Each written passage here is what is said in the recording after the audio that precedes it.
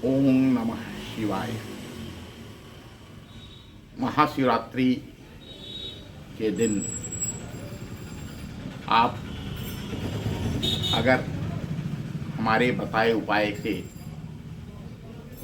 अपनी सहजता और सजगता को बरकरार रखते हैं तो आपके जीवन में अद्भुत परिवर्तन होगा। महाशिवरात्रि प्रकृति का पर्व है और यह प्रकृति के सभी जीवों को ऊपर उठाने का काम करता है। महाशिवरात्रि का यह जो संदेश मैं आप सभी को बता रहा हूँ, यह आपके जीवन में एक अद्भुत परिवर्तन ला सकता है और इसी के लिए मैं आपके समक्ष हूँ। अगर आप इस लाभ को उठाना चाहते हैं तो कृपया इस वीडियो को पूरा देखिए और देखने से भी ज़्यादा आवश्यक है कि उसका महाशिवरात्रि के दिन उपयोग करिए। आपका जीवन अवश्य बदलेगा।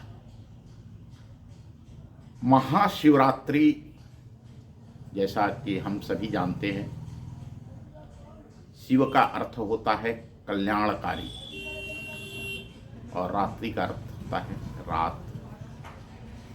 जिसे कल्याणकारी रात्रि कहा गया है वह शिवरात्रि है, जो हर हिंदी महीने में अमावस्या से पूर्व चतुर्दशी को होती है। लेकिन महाशिवरात्रि जिसे कहा जाता है वो फाल्गुन शुक्ल और फाल्गुन कृष्ण की शिवरात्रि होती है, जिसे महाशिवरात्रि कहा जाता है। अब इस शिवरात्रि का महत्व क्या है, महात्म्य क्या है, इस बात को हम लोगों ने भुला दिया। हम किसी भी विषय में भेड़ चाल करते हैं। विशेष रूप से जो हमारे पर्व हैं, पर्व सिमटते जा रहे हैं। कभी इस भूमि पर 365 पर्व त्योहार होते थे, जो आज सिमट करके आज आप देखें तो पूरे भारत के अंदर अधिक से अधिक 30 या सारे पंथों को मिला दिया जाए तो 50 त्यौहार मनाए जाते हैं। उसमें से 5-7 ही ऐसे त्यौहार हैं, पर्व हैं जिन्हें हम मनाते हैं। अर्थात पर्व धीरे धीरे करके विलुप्त हो रहे हैं। इसके पीछे जो मूल कारण है वह कारण है इसके वैज्ञानिक आधार को नहीं जानना। इसी प्रकार से हम महाशिवरात्रि के वैज्ञानिक आधार को नहीं जानते। इसीलिए मैं इस विषय पर बात करने के लिए उपस्थित हुआ। आप सभी जानते हैं कि यहाँ इस ब्रह्मांड में जो पृथ्वी अवस्थित है वह पृथ्वी थोड़ी झुकी हुई है। पृथ्वी हमारी गोल है और इस ब्रह्मांड में वह एक दूसरे के गुरुत्वाकर्षण के कारण टिकी हुई है। इसको दूसरे शब्दों में समझिए, हमारा शरीर पंच महाभूतों से बना है। क्षितिजल पावक गगन समीरा पंच तत्व मिले बना शरीरा। ये 5 तत्वों से मिलकर बना है, जिसमें वायु तत्व सबसे, आकाश तत्व सबसे अंत में आता है और जो हमारे जीवन का आधार होता है, प्राण शक्ति, अर्थात जिससे हम जीवित रहते हैं। अन्यथा यह शरीर जैसे ही प्राण शक्ति हमारे शरीर से बाहर होती है, हमारा शरीर मिट्टी का हो जाता है और उसे दफनाया या जलाया जाता है, बेकार हो जाता है। जैसे इस शव से शिव अलग होता है वह शव हो जाता है, और जब शव से शिव का मिलन होता है तो हम शरीर बनते हैं, मनुष्य बनते हैं। ये चाक है, ये ब्रह्मांड चाक है जो अनवरत चल रहा है और उस चाक पर ही ये मिट्टी के पुतले गढ़े जाते हैं। आपने देखा है अमावस्या और पूर्णिमा को जो अथाह जलागार है, सागर है, समुद्र है, उसकी लहरें ऊपर उठने लगती हैं। क्या कारण है? बहुत सारे लोग कहते हैं चंद्रमा के कारण, चंद्रमा लहरों को उठा रहा है। मनुष्य की जितनी बुद्धि है उतना सोचता है। क्रमागत विकास के क्रम में जीव की उत्पत्ति कोशिकाओं से हुई और उन कोशिकाओं के विस्तार के साथ मनुष्य क्रमागत विकास करने लगा। बगैर हड्डियों के, बगैर रीढ़ के जंतुओं का जन्म हुआ, फिर क्रमशः रीढ़ वाले जीव बने।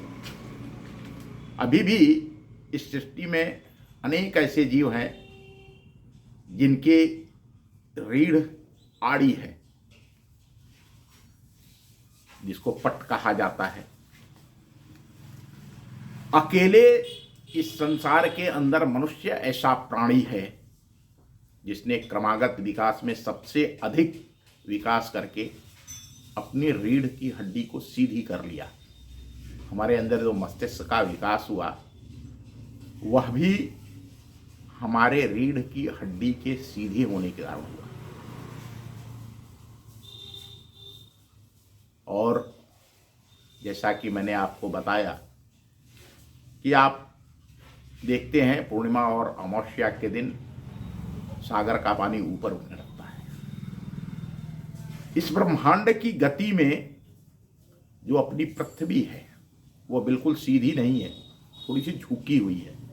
इसलिए जो ये उत्तरी गोलार्ध है, यह भी प्रश्न अनेक बार लोग हमसे कहते हैं कि आप तो ऐसी बात करते हैं, सारे देवी देवता भारत के अंदर पैदा हो गए हैं। तो ये सारे देवी देवता भारत के अंदर पैदा हो गए, उसके कुछ कारण रहे होंगे। हम तो मनुष्य ही मानते हैं। हाँ, लेकिन उत्तरी गोलार्ध में रहने वाले मानवों के अंदर यह दक्षता और क्षमता इसलिए आई कि ब्रह्मांड ने उन्हें यह उपहार दिया है।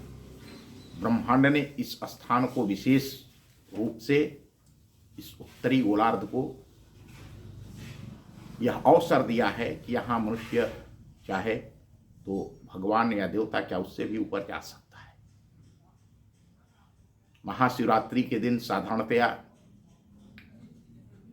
जो लोग होते हैं वो जल चढ़ाते हैं शिवलिंग पर। पहली चीज तो ये जान लीजिए कि हमारे जितने भी प्राचीन शिवालय बने हैं या जो भी शिवालय बने हैं जहाँ विधि पूर्वक स्थान का चयन और वहाँ प्रतिष्ठा की गई है, अगर वह सही है तो वह पूजा पाठ करने की जगह नहीं है। आपके जल चढ़ाने और बेलपत्र चढ़ाने, अगरबत्ती जलाने, फूल चढ़ाने की जगह नहीं है। पुष्प तो सुंदर लगने के लिए चढ़ाए जाते हैं, और वो जो लोग धतूरा और भांग और क्या क्या जो चीज़ें चढ़ाते हैं, ये सब बेकार की बातें हैं। हम शिवरात्रि को नहीं जानते। जिस प्रकार से समुद्र अथाह है, वैसे हमारा शरीर भी, हमारे शरीर में सबसे अधिक मात्रा जो लगाई गई है इस प्रकृति के द्वारा वह जल है। मानव शरीर के अंदर 72% जल की मात्रा है। और महाशिवरात्रि के दिन, मैं उसको ऊर्जा नहीं कहूँगा, ब्रह्मांड ऐसी संरचना की स्थिति में होता है महाशिवरात्रि की रात्रि में कि सब कुछ ऊपर उठता है, सब कुछ। अगर पता नहीं आप कभी किसी महाशिवरात्रि के दिन किसी पागल खाने में गए हैं कि नहीं गए।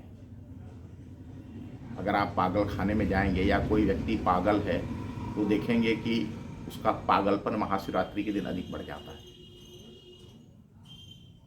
अगर आप जंगल में होंगे तो आपको दिखाई देगा कि जैसे जो जंगल के प्राणी हैं उन प्राणियों के अंदर भी एक बदलाव, एक परिवर्तन आपको दिखाई पड़ेगा। इसी प्रकार से जो जिस काम में लगा है, शिवरात्रि के दिन वह चीज बढ़ जाती है।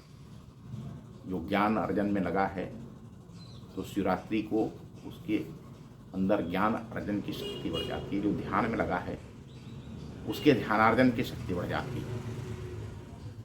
और अगर कोई मनुष्य महाशिवरात्रि की रात्रि में अपनी रीढ़ को की हड्डी को सीधी रखता है, उसकी रीढ़ की हड्डी सीधी रहती है और वह अपने को ब्रह्मांड से जोड़ लेता है, तो उसके अंदर की वह सारी शक्तियां जागृत हो जाती हैं। आप सबको अभी तक हम शिव पार्वती फला ढमाका कहानी सुनते रहे, आज मैं वैज्ञानिक रूप से आपको बता रहा हूं। भगवान शिव, समाधारित शिव का जो तीसरा नेत्र खुलने की कहानी हम सभी बताते हैं, वह महाशिवरात्रि के दिन की ही घटना है। उनके ज्ञान चक्षु, तीसरा नेत्र, उनकी रीढ़ की हड्डी सीधी थी और महाशिवरात्रि के दिन खुली, जिसे जीव और शिव का मिलन कहा जाता है। ये तो कहानियों में अध्यात्म के गूढ़ विषयों को समझाने के लिए कथाएं बनती हैं, लेकिन यथार्थ यही है कि सृष्टि के सभी प्राणियों का उद्भव, ये जो ब्रह्मांड की निरंतर चल रही चक्की है, चाक है, चाक कुम्हार का चाक जिस पर मिट्टी के बर्तन बनते, ठीक उसी प्रकार से ये चाक ब्रह्मांड का चल रहा है और उससे प्राणी गढ़े जा रहे हैं, बन रहे हैं। हम माटी के लोने से बने हैं, ये बात ऐसे भी लोग बोलचाल में कहते हैं, लेकिन उस पर ध्यान नहीं देते। यह ध्यान देने की बात है। जो महाशिवरात्रि के दिन लोग जल चढ़ाना शिवलिंग के ऊपर, और ये वास्तव में शिवालय सामूहिक साधना के केंद्र हैं। जितने भी शिवालय इस उत्तरी गोलार्ध पर स्थित हैं, यद्यपि दुनिया भर में है, इन गोलार्धों पर, इस गोलार्ध के ऊपर जितने भी शिवालय हैं वो सामूहिक साधना के केंद्र हैं, जहाँ ध्यान करने का समय। और शिवरात्रि का लाभ अगर कोई सोते हुए सो रहा है तो वह जो, जैसे बरसात होती है तो जल सब जगह गिरता है, उसके कोई मतलब नहीं है कि हाँ वो सड़क पर गिर रहा है कि नाली में गिर रहा है कि नदी में गिर रहा है या किसी खेत में गिर रहा है या पेड़ पर गिर रहा है। उसी प्रकार से इस ब्रह्मांड के अंदर जो भी चीज़ें होती हैं वो सभी के लिए समान रूप से होती हैं। अब उसका अर्जन कौन किस प्रकार से करता है, वो वृक्ष है तो उस जल को कैसे ग्रहण करता है, ये बात है। और यही महाशिवरात्रि है। मेरा आप सभी से आग्रह है कि एक बार अपने जीवन में अगर आप मानव से महामानव बनना चाहते हैं, आपकी अपनी कोई आकांक्षा है जिसे आप पूरा करना चाहता है, मैं यह कोई नहीं कह रहा कि हाँ आप क्या करें। अगर आप बड़े आदमी बनना चाहते हैं, बड़े विद्वान बनना चाहते हैं, बड़े धनवान बनना चाहते हैं या महात्मा बनना चाहते हैं, जो भी आपका लक्ष्य है, उस लक्ष्य की प्राप्ति के लिए शिवरात्रि की रात्रि में सोने की बजाय अपने रीढ़ की हड्डी को सीधी करके बैठें और ब्रह्मांड के साथ अपने को कनेक्ट करें। ब्रह्मांड के साथ कनेक्ट करने के लिए अब आप कहिए कि ऐसा आप योग साधना बता दें, ऐसे मैं कोई योग साधना नहीं बता रहा। आपको करना केवल इतना है कि आपको किसी भी दूसरी बात को, सांसारिक बात को, किसी चीज़ को सोचना नहीं है। अपने मन चित्त को, बाकी सारी प्रक्रिया इस ब्रह्मांड की शक्तियाँ करेंगी। ये सारा काम ब्रह्मांड की शक्तियों को है, आपको ऊपर उठाने का, आपकी ऊर्जा को, आपकी शक्ति को ऊपर उठाने का काम ब्रह्मांड की ऊर्जा का है। आपका ध्यान केंद्रित होना चाहिए अपने को ऊपर उठाने में। अपने को ऊपर उठाने में जब आपका ध्यान केंद्रित होगा, आप दूसरी बात नहीं सोचेंगे। इसके लिए ध्यान भी एक प्रक्रिया है। लोग अपने श्वास को गिनते हैं, एक श्वास निकली, आई, गई। मैं किसी मंत्र की बात नहीं कर रहा कि आप किसी मंत्र का जाप करिए, कर सकते हैं करिए, नहीं कर सकते मत करिए। आप जिस ब्रह्मांड से उत्पन्न हुए हैं, जिस चाक के से आप बने हैं, उस चाक पर से अपने को कनेक्ट करिए और बाकी का काम ब्रह्मांड की शक्तियाँ करेंगी। हम फिर मिलेंगे। बहुत बहुत धन्यवाद। और अगर आपको हमारा यह वीडियो, यह संदेश पसंद आता है तो कृपया इसको पसंद करिए, अपने कमेंट लिखिए और साझा करिए। ओम नमः शिवाय। फिर मिलेंगे। धन्यवाद।